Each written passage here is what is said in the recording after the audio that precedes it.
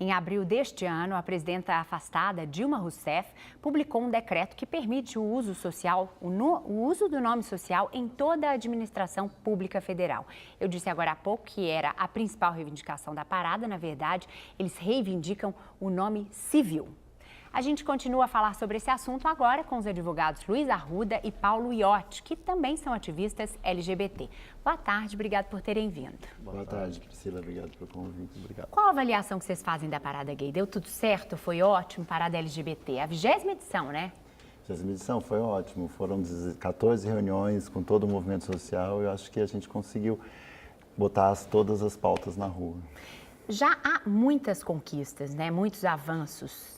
Para você, essa avaliação que vocês fazem também? Há muitos avanços de políticas públicas, mas que dependem muito da boa vontade dos funcionários públicos para funcionar, mas avanços em termos legais, de leis legislativas, vindo do legislativo, né? Não há nenhum até hoje, infelizmente. Por exemplo, a questão do nome social, né? Quer dizer, só você sendo travesti transexual, que só uma travesti transexual poderia dizer isso com razão, com precisão, mas você vai no SUS, pelo que elas e eles relatam pra gente, tem funcionário público que, apesar da obrigatoriedade de respeitar o nome social pelo SUS, e mesmo informado da existência dos decretos que obrigam o respeito, os funcionários simplesmente ignoram. Então, falta capacitação, falta a sensibilização dos funcionários públicos ainda. Então, a gente tem avanços, mas ainda precisa avançar bastante. O que significa, então, essa reivindicação pelo nome civil? O que muda? A questão é assim, para você poder mudar de nome hoje, você tem que entrar com uma ação na justiça. É isso qualquer pessoa. Para travestis e transexuais, acabam exigindo ainda, né, os juízes, promotores, exigem que você apresente laudo de psicólogo e psiquiatra, entre outros, às vezes depende do juiz. Isso acaba patologizando as identidades trans, né, o que é um erro. A França, em 2009, falou que transexualidade, travestilidade não são doenças, é uma tendência no mundo, né? Na Argentina, você tem uma lei que é a reivindicação do movimento, né? O projeto de lei do deputado João Willis, ele traz para o Brasil a lei argentina, com adaptações, para quê? Para que você possa ir diretamente no cartório, se declarar que você é travesti ou transexual e que você quer mudar o seu nome e o seu gênero, né? O seu sexo, independentemente de laudo. Então, hoje você precisa de um psicólogo, de um psiquiatra atestando que você é transexual. O que é problemático, é caro, os travestis transexuais não sabem disso, não sabem muito aonde procurar, o serviço público que oferece ainda é muito falho, tem poucos profissionais. Então, e esses laudos, o profissional se limita a ver se a pessoa realmente se entende como travesti ou transexual, porque não tem como convencer do contrário. Essa é a reivindicação mais urgente? É uma das reivindicações mais urgentes do movimento, porque essa população é muito fragilizada, entendeu? Porque sem o seu nome civil retificado, você vai pedir um emprego, tá aí. Você aparece lá com uma aparência... Feminina, por exemplo. Feminina, por exemplo, e está lá seu nome, João, e seu sexo masculino. E daí no mercado de trabalho e na educação, essa população fica extremamente fragilizada. As vagas de emprego desaparecem, isso é relato pacífico. Simplesmente a pessoa que vai na entrevista de emprego nunca mais é chamada.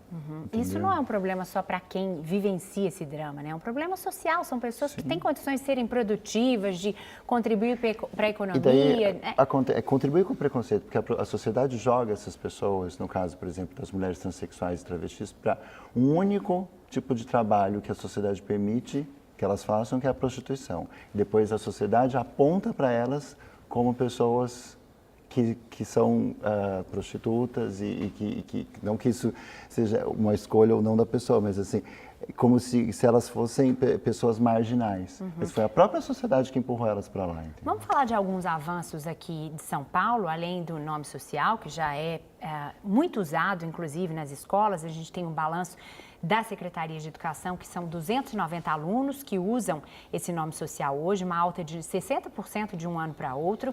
Tem também os boletins de ocorrência, que agora permitem que a vítima registre que foi vítima de homofobia. Isso também foi um avanço? É um grande avanço, mas ele passa pela mesma coisa que o problema do SUS. Porque o boletim eletrônico, por exemplo, você pode ir lá colocar. Né? Mas no boletim, quando você faz na delegacia, você depende da boa vontade do delegado, de cumprir essa determinação. Na escola, você depende da boa vontade do diretor, de cumprir essa determinação. E muita gente tem casos de muitas vezes que isso não é pacífico, que a pessoa tem... E se você já é uma pessoa que sofre, por exemplo, muitas pessoas sofrem preconceito dentro da família, não tem apoio, você é um adolescente, enfrentar um diretor de escola para impor isso, você tem que... É muito difícil. Entendeu? E com relação ao programa Transcidadania da Prefeitura, que oferece bolsas de estudo, tratamentos com hormônios, qual que é a avaliação que vocês fazem? É um programa fantástico, é um programa muito bom, mas é um programa de resgate, né?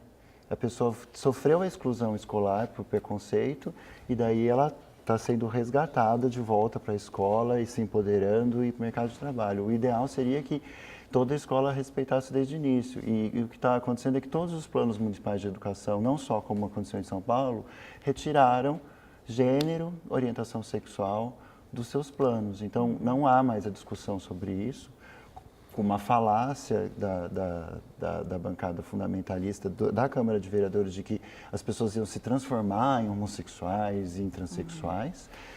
E eles simplesmente entraram de sola nisso e retiraram, inclusive, o direito das mulheres, porque não está sendo discutido sexualidade, não está sendo discutido o corpo da mulher, o que contribui, inclusive, para a cultura do estupro, que é um tema tão atual hoje em dia. E uma coisa que é importante destacar... Né, o nosso tempo está acabando, eu gostaria que você fosse rápido na sua consideração final, por favor. Claro, mas essa parte dos planos de educação é importante porque tudo que o movimento quer é que você combata a discriminação contra crianças e adolescentes LGBT.